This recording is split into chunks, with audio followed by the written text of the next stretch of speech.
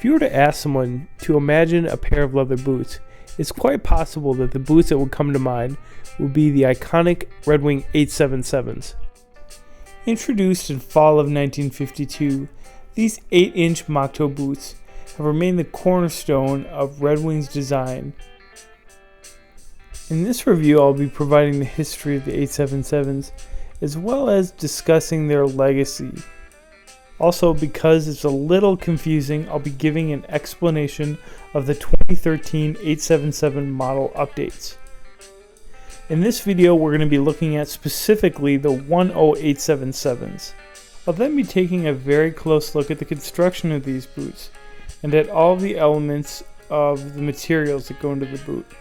The welt design, the type of leather, the eyelets, and the crepe sole. Beyond generalizations about construction and specifications, I'm also going to be carefully scrutinizing the quality of construction in these particular boots. Lastly, I'm going to be providing my personal opinion about how these boots wear in comparison to some of the other Red Wing boots that I own and enjoy.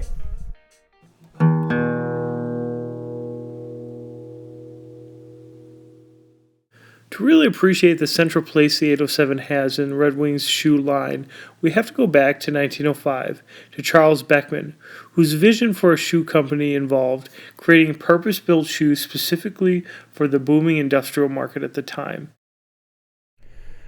Red Wing Shoes was able to produce more than 200,000 pairs of boots per year within 10 years of the company's forming.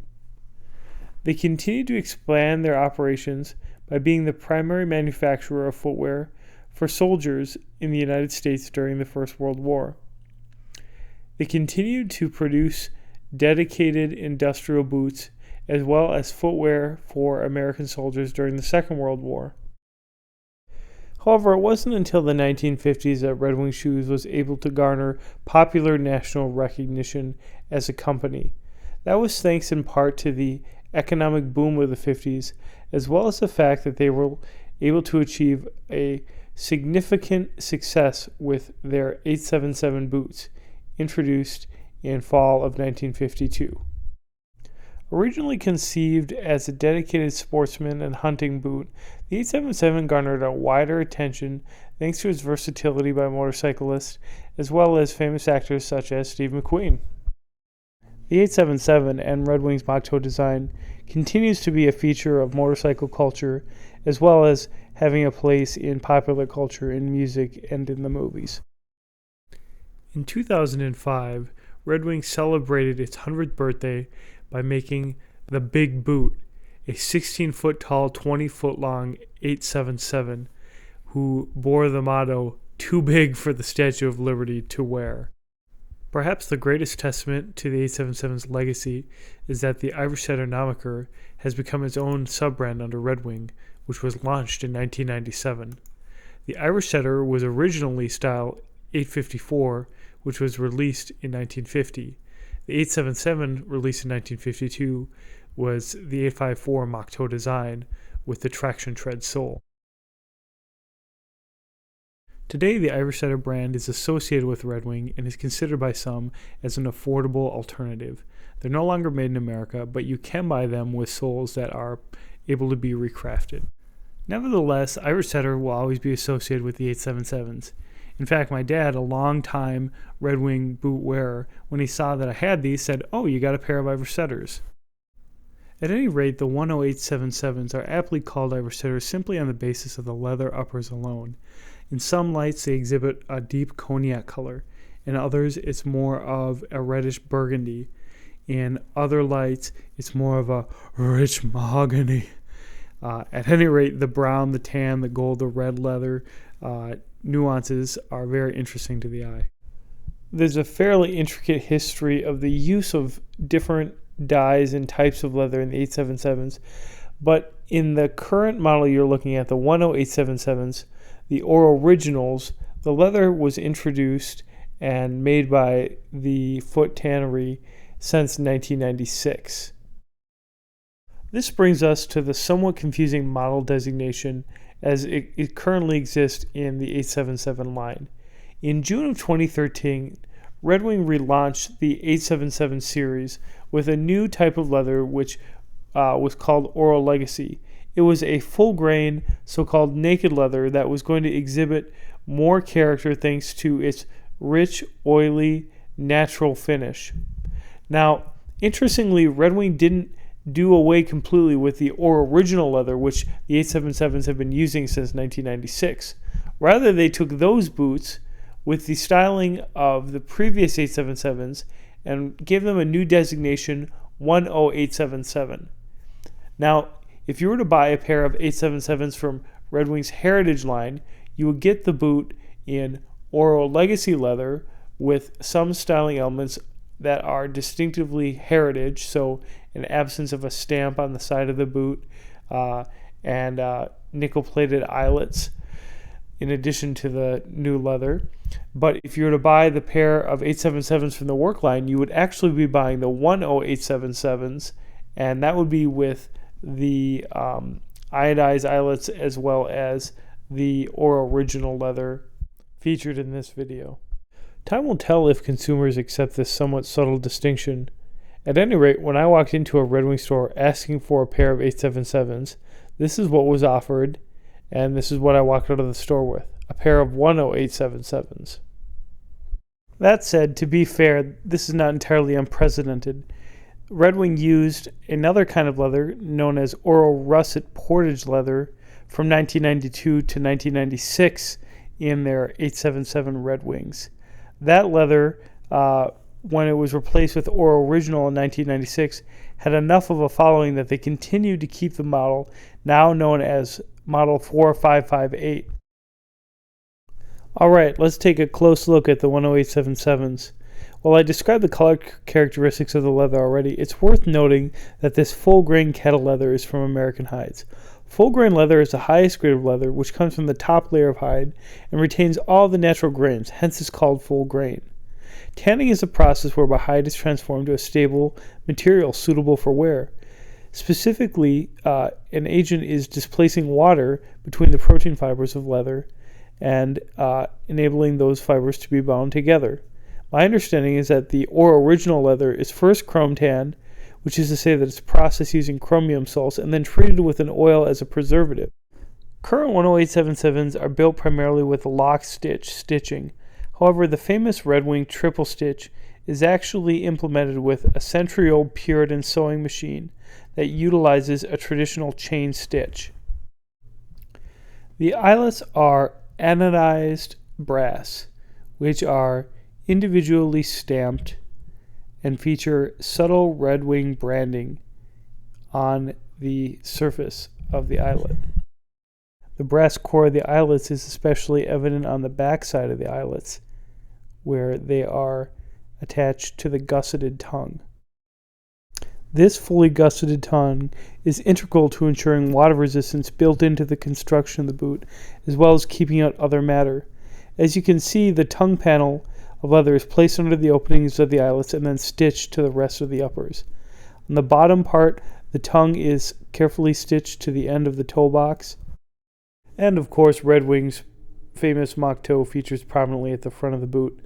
The leather in the toe box was actually stiff enough that I wasn't really able to tighten it very much on my D-width feet at first.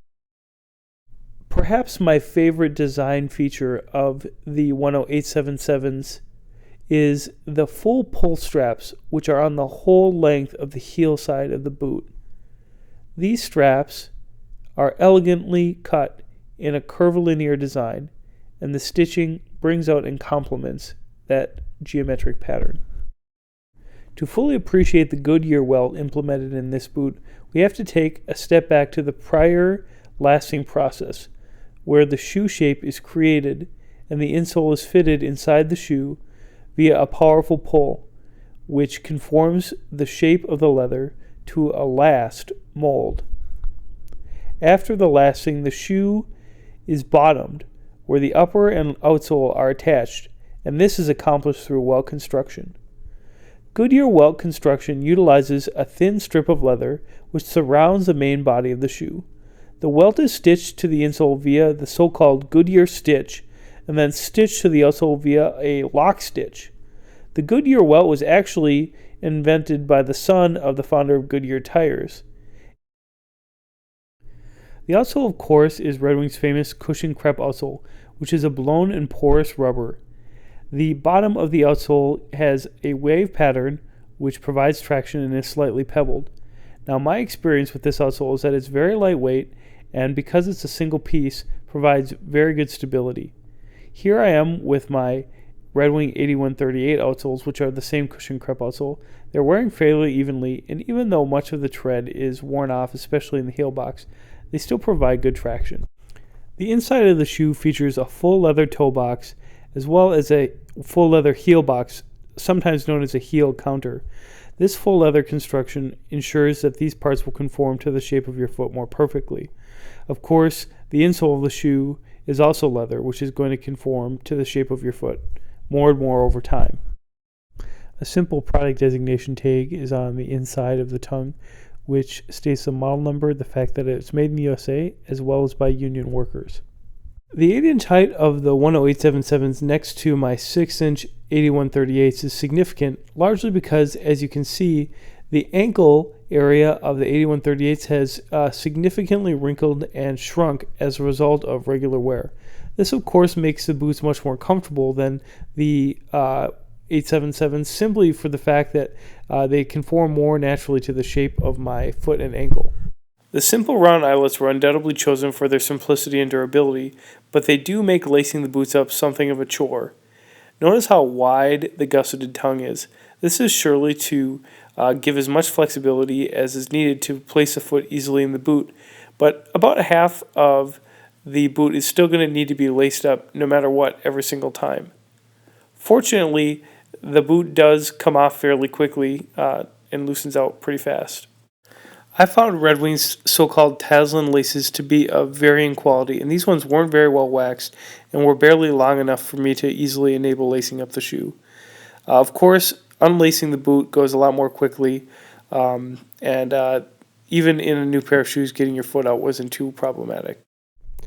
One surprise about the fit of the tongue, because it's so wide, is that it kind of needed to be folded over at the top of the boot. This, of course, wouldn't affect any sort of water resistance or keeping matter out, but it is going to be important for me to ensure that that area is carefully conditioned so that that crease doesn't start to crack. On the foot, the boots feel basically like a brand new pair of Red Wings. The leather is still stiff. Oro-iginal is not a particularly thin leather, but it's not particularly supple either. It's going to take some time to break these in properly. As you can see, the boot rides up the calf a little bit, but is definitely not even close to knee length. I find that the eye is naturally drawn to the full pull straps at the back of the boot, but fortunately they don't pronounce themselves at all underneath a pant leg. Sorry these pants are so wrinkled. They're obviously were all bunched up when I was lacing up these boots. But as you can see, the boot really doesn't print underneath the pants any more than I would say a 6-inch boot does, as long as it's laced relatively tightly around your calf. To me, the major difference between a 6-inch boot and the 8-inch boot is a matter of simple convenience. Popping on a pair of 6-inchers is really not very challenging, and at most you'll have to lace up 1 or 2 eyelets, whereas the 8-inchers are going to require at least 4 or 5 eyelets to get laced up every time. Now, in certain winter conditions, that might be a sacrifice that's worthwhile, but in my mind, it certainly requires a real commitment. As far as comfort goes, I don't really see any difference in comfort in the long term between a 6-inch boot and an 8-inch boot, simply on account of the height. Now, these boots were purchased at a Red Wing store, and when I purchased the boots at the store, I wasn't able to give them a very close inspection, but they had the right size and the price was right, so I picked them up. Unfortunately, when I got home, I noticed that there was a significant mistake in the triple stitching, as well as a number of the eyelets were punched, in my opinion, fairly sloppily. Now, these are things that I think would probably merit that these boots would be considered a factory second, and so I did actually bring them back and return them to the Red Wing store on the basis of some of the imperfections, and also because I'm really not sure if I want to commit to that lacing process. I was initially thinking that the 10877s would be a kind of a winter alternative to my 8138s, which are just a little bit short for some of the deep snow that is happening right now in rural Iowa. Now I'm kind of looking at the 218s, which are pretty intense 9-inch boots, but they do have quick eyelets. But I don't know. If I was able to find a pair of the Heritage 877s in the supposedly superior new leather, I might just find myself taking them home. There is really something intangibly desirable about the 877.